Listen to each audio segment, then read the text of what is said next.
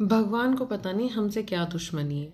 हम दान दे दे कर थक चुके हैं, लेकिन हमको फल नहीं मिलता। हमारे धन योग भी एक्टिवेटेड हैं, लेकिन हमें धन लाभ होने की जगह खर्चे पे खर्चा हुआ जा रहा है।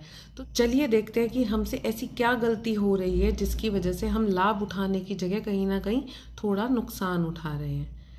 सबसे पहली चीज, जैसे हमारा खाना, हमारे तत्व 3 तरह के होते हैं, ऐसे ही हमारा दान भी 3 तरह का होता है। पहला दान सात्विक दान, दूसरा राजसिक, तीसरा तामसिक। अब इन तीनों दान के पीछे हमारे भाव डिसाइड करते हैं कि हम कैसा दान कर रहे हैं। वो भाव ही है जो आपको गलत और सही इंसान बना देता है। ऐसा ही कुछ हमारे दान में होता है। जब हम बिना एक्सपेक्टेशंस के, यानी कि निष्काम भावना से कोई दान करते हैं, तो हम अपना 9th और 12th हाउस को पॉजिटिवली एक्टिवेट करते हैं। नवम भाव हमारा भाग्य का हो गया और 12वां घर हमारी मुक्ति का हो गया, हमारे खर्चे का भी हो गया। हम अपना खर्चा रोक लेते हैं और हम अपने भाग्य को जागृत कर लेते हैं। निष्काम भावना का मतलब कि हम दान दे रहे हैं, इससे हमें कोई लालच नहीं है कि ये इंसान हमें किसी भी तरीके से फायदा दे देगा या हमारा कहीं पे नाम हो, किसी भी तरह का कोई लोभ नहीं। वो होता है सात्विक दान। पर वहीं पर अगर हम इस भावना से दान देते हैं कि ये दान देने से हमारा समाज में नाम होगा, या जो हमारे नीचे काम करते हैं वो हमारे लिए ईमानदार रहेंगे, या वो हमारे लिए 4 काम ज्यादा कर देंगे क्योंकि हम उनको दान दे रहे हैं, तो ये हो जाता है राजसिक दान। और ये आपके 10th और 11th हाउस को इफेक्ट करता है। वहीं पर अगर हम तामसिक दान की बात करें, तो तामसिक दान जैसा नाम बता रहा है, ये वो दान है जिसको देते समय आपकी भावना एक सद्भावना नहीं है।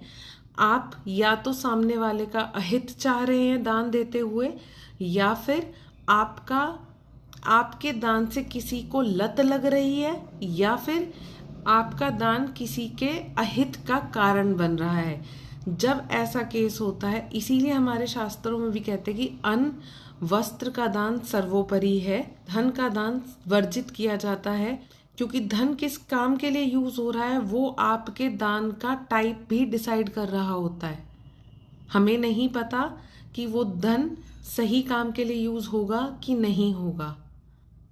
अब अब आपके 2nd हाउस का रिलेशन अगर 6th हाउस से बन जाए और आप अपने एम्प्लॉयज को इस भावना से दान दे रहे हैं कि वो मेरे लिए लॉयल रहेंगे, ये भाव किसी को बताने की जरूरत नहीं है, ये भाव आपके अंतर्मन का है, ये कहानी आपकी और ईश्वर की है, तीसरा कोई भी इसमें इंक्लूडेड नहीं है।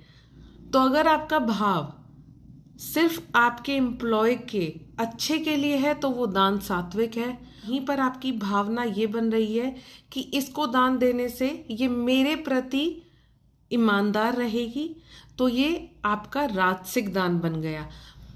राजसिक दान आपके 10th और 11th हाउस को इफेक्ट करेगा, वो आपके 10वें और 11वें घर को पॉजिटिव कर देगा, लेकिन वो 2nd हाउस को वो फल नहीं दे पाएगा। वहीं पे आपके दूसरे घर के स्वामी का संबंध 8वें घर से हो जाए तो आपको गुप्त दान देना होगा। गुप्त दान जिसमें एक हाथ दे तो दूसरे को पता ना चले कि आपने दान दिया है। अब एक लास्ट केस और है, आपने दान तो सात्विक और राजसिक किया था, लेकिन कुछ समय बाद विपरीत स्थिति आई, आपने उस दान को गिनवा दिया, आपने उस व्यक्ति को ये जता दिया कि मैंने तेरे को ये चीज दी थी। आपने अपने दान को तामसिक बना दिया। अब आपने अपने अष्टम और द्वादश भाव को नेगेटिवली एक्टिवेट कर दिया। ज्योतिष कुछ नहीं है, ज्योतिष आपके कर्मास ही है। ज्योतिष वो टूल है जो हमें जीने का तरीका सिखाता है। जो हमारे पूर्वज हमें कहते थे इंसानियत रखो, नैतिकता रखो, वही चीज ज्योतिष हमें सिखाता है।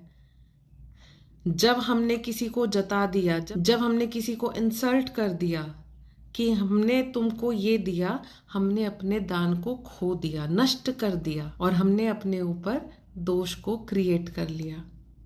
आप चाहे कर्ण का दान दें, लेकिन वो दान सच में ऐसा होना चाहिए कि आपको भी याद ना रहे कि आपने कर दिया।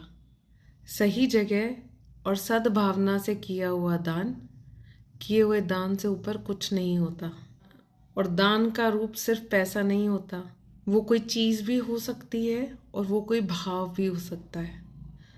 तो अगर आपके भी सेकंड हाउस की दशा चल रही है और आप धन अर्जित नहीं कर पा रहे, तो मुझे कमेंट करके ज़रूर बताइए अपने सेकंड हाउस की लॉर्ड की पोजीशन, ताकि आप समझ सकें कि आपको कैसा दान करना चाहिए। जुड़े रहिए। राधे राधे।